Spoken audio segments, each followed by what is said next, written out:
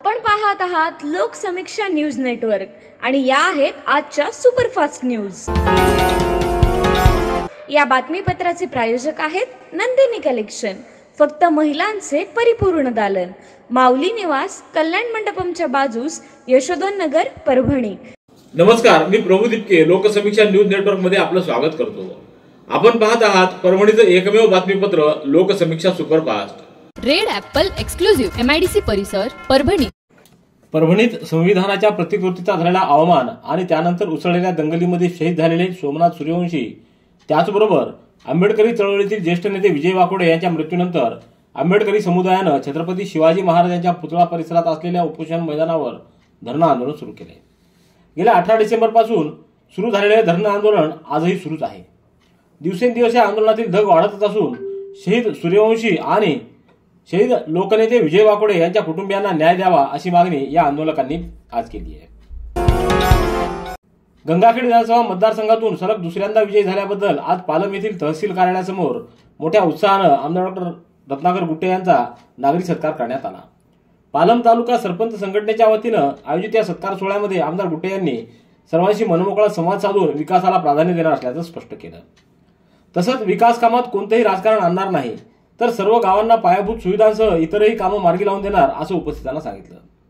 यावेळी तालुक्यातील सर्व गावचे सरपंच सदस्यांसह राष्ट्रीय समाज पक्ष व मित्रमंडळाचे पदाधिकारी, कार्यकर्ते आणि नागरिकांची उपस्थिती होती। राष्ट्रपिता महात्मा गांधी यांच्या मनातील खेड्याकडे चला ही संकल्पना खेड्यातील लोकांसाठी नसून ती पुणे, मुंबई सारख्या मोठ्या शहरी लोकांसाठी आहे, असं प्रतिपादन माजी मंत्री ॲडव्होकेट गणेशराव दुगावकर यांनी येनोली इथं राष्ट्रीय सेवा योजनेच्या वार्षिक शिबिराच्या समारोप प्रसंगी केलं।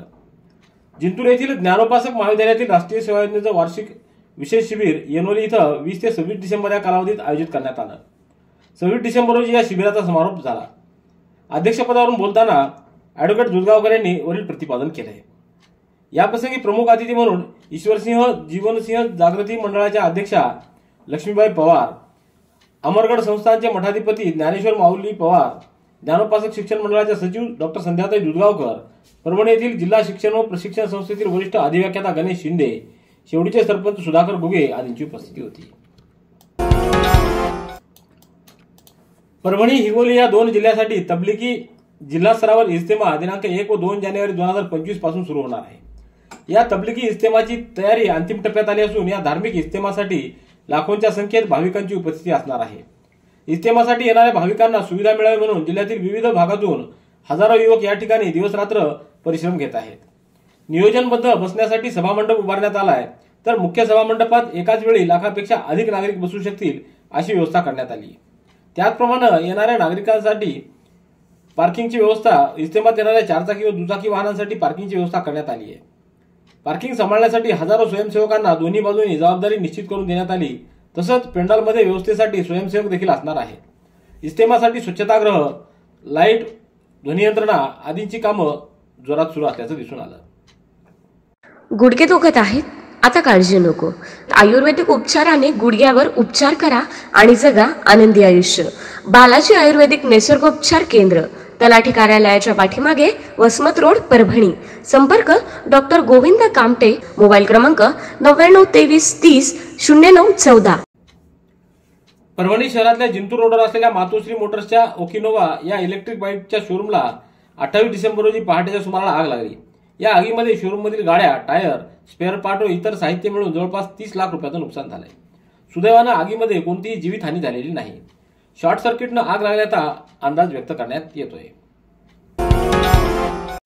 परभणी येथील देशपांडे चारठाणकर कुटुंबीय हे वरयात्रा करण्यासाठी माहूरला जात असताना वसमत MIDC जवळील रोहित पंपावर गाडीमध्ये इंधन भरलं। यावेळी गाडीतील महिला वॉशरूमला गेल्या होत्या। जाताना त्यापैकी एका महिलेनं आपली 2 अंगठ्या व काही चांदीचे दागिने, मोबाईल व 27,000 रुपये रोख असलेला एकूण 1 लाखापर्यंत ऐवज असलेली पर्स बाहेर उभ्या असलेल्या एका दुचाकीला लटकवली व परत निघताना ती विसरून सर्व पुढील प्रवासाला निघाले। जेव्हा ती बॅग तेथील कर्मचाऱ्यांनी बघितली तेव्हा तो गाडीमागे आवाज देत धावला, परंतु गाडी पुढे निघून गेली।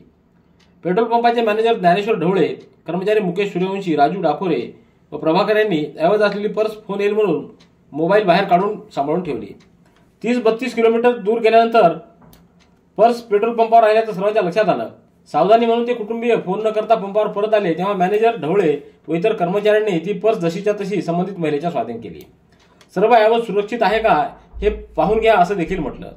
मोबाईल सर्व रोख रक्कम मिळाली व त्या कर्मचाऱ्यांचा निर्व्याज प्रामाणिकपणा पाहून महिलेसह सर्वांच्या डोळ्यात अश्रू तरळले.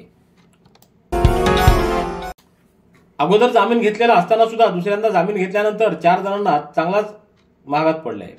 गंगाखेडच्या न्यायालयातील वरिष्ठ लिपिक तथा प्रभारी सहाय्यक अधीक्षकांनी दिलेल्या फिर्यादीवरून गंगाखेड पोलीस ठाण्यात 4 जणांच्या विरोधात फसवणुकीचा गुन्हा दाखल करण्यात आलाय. गंगाखेड तालुक्यातल्या वाघदरा येथील बानाजी सानप, गोविंद सानप, राजू सानप व अरबुजवाडी येथील उत्तम मुंडे यांनी 3 फेब्रुवारी 2023 रोजी जामीन घेतलेली असतानाही संगनमतानं 14 एप्रिल 2024 रोजी कार्यालयीन वेळेत दिवाणी न्यायालय कनिष्ठ स्तर गंगाखेड यांच्या समोर शपथेवर यापूर्वी कोणाचाही जामीन घेतला नाही असं खोटं बोलून न्यायालयाची फसवणूक केली. याबाबतची फिर्याद दिल्यावरून त्यांच्या विरोधात गुन्हा नोंदवण्यात आला आहे. ट्रॅव्हल्स बसमधून आलेल्या पार्सलमधील विविध कंपन्यांचे मोबाईल व इलेक्ट्रॉनिक वस्तू असलेले 25,36,522 रुपये किमतीचे 14 बॉक्स एकानं लंपास केले आहेत. ही घटना 25 डिसेंबर रोजी गंगाखेड रोडवरील मामू कॉफी सेंटरच्या पाठीमागे असलेल्या ट्रॅव्हल्स थांबण्याच्या ठिकाणी घडली. या प्रकरणी ग्रामीण पोलिसात गुन्हा नोंदवण्यात आला आहे. बालाजी कुलकर्णी यांनी याबाबतची फिर्याद दिली असून अनिकेत पवार यांना चोरी करण्याच्या उद्देशानं ट्रॅव्हल्स चालकाच्या स्वच्छकाला चुकीची माहिती दिली. फिर्यादी यांच्या कंपनीच्या आलेल्या 33 पार्सल बॉक्सपैकी 14 बॉक्स चोरले. या बॉक्समध्ये 25,36,522 रुपये किमतीचे मोबाईल व इलेक्ट्रॉनिक वस्तू होत्या. सदरचा मुद्देमाल आरोपीने ऑटोमध्ये टाकून चोरून नेला असल्याची फिर्याद देण्यात आलेली आहे. परभणी जिल्ह्यात हिंगोली व परभणी या 2 जिल्ह्याचे मुस्लिम समाजाचे तबलिगी इज्तेमाचं आयोजन करण्यात आले. या इज्तेमामध्ये तालुक्यातून असंख्य भाविक इज्तेमासाठी जात आहेत. भाविकांची व इतर प्रवाशांची गैरसोय होऊ नये म्हणून 2 दिवस विशेष बस सेवा सुरू करण्याची मागणी बोर्डीकर मित्रमंडळाच्या वतीनं जिंतूर आगार प्रमुख यांना निवेदन देऊन करण्यात आली आहे. निवेदनावर सय्यद फिरोज, अब्दुल रहमान, अब्दुल मुखीद, समीर जानिमिया आदींच्या स्वाक्षऱ्या आहेत. परभणीच्या वसंतराव नाईक मराठवाडा कृषी विद्यापीठाच्या विस्तार शिक्षण संचालनालय आणि कीटकशास्त्र विभागाद्वारा ऑनलाईन शेतकरी शास्त्रज्ञ कृषी संवाद कार्यक्रमाचा 26वा भाग कुलगुरू डॉक्टर इंद्रमणी यांच्या अध्यक्षतेखाली 27 डिसेंबर रोजी संपन्न झाला. सध्याच्या हवामान बदल झाल्यामुळे पर्जन्यमानाचा अंदाज घेऊन शेती सल्ला द्यावा, पिकांवर नेमके कोणते लक्षण जाणवतील आणि त्यावर नियंत्रण करण्यासाठीचे उपाय सुचवावेत. तूर, हरभरा या पिकावर किडीचा प्रादुर्भाव होण्याची शक्यता असल्यामुळे त्यावर अधिकाधिक चर्चा करावी असं कुलगुरू डॉक्टर इंद्रमणी यांनी सांगितले. Red Apple furniture, smart furniture for smart people, exclusive Parbhani शहरातील भव्य शोरूम रेड ॲपल एक्सक्लुझिव्ह, भारतातील स्मार्ट फर्निचर ब्रँड आता आपल्या परभणी शहरामध्ये. हो, आता आपल्या परभणी शहरामध्ये. या अंतर्गत ऑफिस, बेडरूम, डायनिंग, लिव्हिंग इत्यादी प्रकारचे फर्निचर आपणास मिळेल. Bedroom set, bed, dressing table, sofa set, कपाट, डायनिंग टेबल, टीपॉय आणि स्टील फर्निचर इत्यादी सर्व प्रकारचे फर्निचर तेही आकर्षक किमतीमध्ये उपलब्ध आहे. एक वेळ अवश्य भेट द्या. रेड ॲपल फर्निचर, MIDC परिसर, भारतीय स्टेट बँकेच्या जवळ, परभणी. सेलू शहरातल्या प्रभाग क्रमांक 4 राजीव गांधी नगरमध्ये नगरपालिकेच्या वतीनं पाईपलाईनचं काम सुरू झाले. यामुळे येत्या 15 ते 20 दिवसांमध्ये या भागातील पाणी पुरवठा सुरळीत होणार आहे. गेल्या अनेक दिवसांपासून या भागामध्ये पाणी पुरवठा विस्कळीत झालेला होता. रेल्वे प्रवाशांची मागणी लक्षात घेऊन दक्षिण मध्य रेल्वेनं हैदराबाद जयपूर, हैदराबाद मार्गे नांदेड आणि काचीगुडा बिकानेर, काचीगुडा मार्गे नांदेड विशेष गाड्या सुरू केल्या आहेत. या विशेष गाड्यांना पुढील आदेशापर्यंत मुदतवाढ देण्यात आली आहे. त्यात हैदराबाद जयपूर या विशेष गाडीला 3 जानेवारीपासून पुढील आदेशापर्यंत मुदतवाढ देण्यात आली. ही गाडी हैदराबाद येथून 3 जानेवारीपासून दर शुक्रवारी रात्री 19:50 सुटेल. तर जयपूर हैदराबाद या गाडीला 5 जानेवारीपासून पुढील आदेशापर्यंत मुदतवाढ देण्यात आली. ही गाडी जयपूर येथून दर रविवारी दुपारी 3:30 वाजता सुटेल. काचीगुडा बिकानेर या विशेष गाडीला 4 जानेवारीपासून पुढील आदेशापर्यंत मुदतवाढ देण्यात आली. ही गाडी काचीगुडा येथून 4 जानेवारीपासून दर शनिवारी रात्री 10 वाजता सुटेल. तर बिकानेर काचीगुडा या गाडीला 7 जानेवारीपासून पुढील आदेशापर्यंत मुदतवाढ देण्यात आली असून ही गाडी बिकानेर येथून दर मंगळवारी 1:30 वाजता सुटेल असं कळवण्यात आलंय. परभणी शहरातल्या जमजम कॉलनी भागात अनोळखी चोरट्यानं घरफोडी करून 80,000 रुपयाची रोकड लंपास केली आहे. या प्रकरणी कोतवाली पोलिसात गुन्हा नोंदवण्यात आला आहे. शेख इरफान हे जमजम कॉलनीत राहतात. त्यांनी घर बांधकामासाठी बँकेकडून पत्नी व स्वतःच्या नावे 80,000 रुपये कर्ज काढले होते. ही रक्कम त्यांनी सासूच्या घरी ठेवली. 25 डिसेंबर रोजी सायंकाळी ते सासूच्या घरी गेले असता घरातील अलमारीचं कुलूप तुटलेलं दिसलं. त्यातील रोख रक्कम चोरीला गेल्याचं कळाल्यावरून त्यांनी पोलिसात फिर्याद दिली. जिंतूर तालुक्यातल्या बलसा इथं महसूल विभागाच्या वतीनं शेतकऱ्याच्या बांधावर जाऊन ई पीक पाहणीची नोंदणी करण्यात आली आहे। जिल्हाधिकारी रघुनाथ गावडे यांच्या आदेशानुसार जिल्ह्यामध्ये 28 व 29 डिसेंबर असं 2 दिवसीय ई पीक पाहणीची विशेष मोहीम राबवण्यात येते आहे। या अंतर्गत बलसा इथं ग्राम महसूल अधिकारी SP झिंगे, RB शिंदे, MR लासे यांनी शेतकऱ्यांना ई पीक पाहणी नोंदणी करण्याचे तसंच जनजागृती करण्यासाठी शेतकऱ्यांना मार्गदर्शन केलं। यात शेतकरी प्राध्यापक प्रभाकर वजीर, वीरूकुमार सावजी कळमकर, संदीप वजीर, अनिल वजीर, काशीनाथ शिंदे, मुंजाभाऊ डोंबे, विठ्ठल शिंदे, राजू नवले, मुकुंद ठोंबरे आदींची उपस्थिती होती।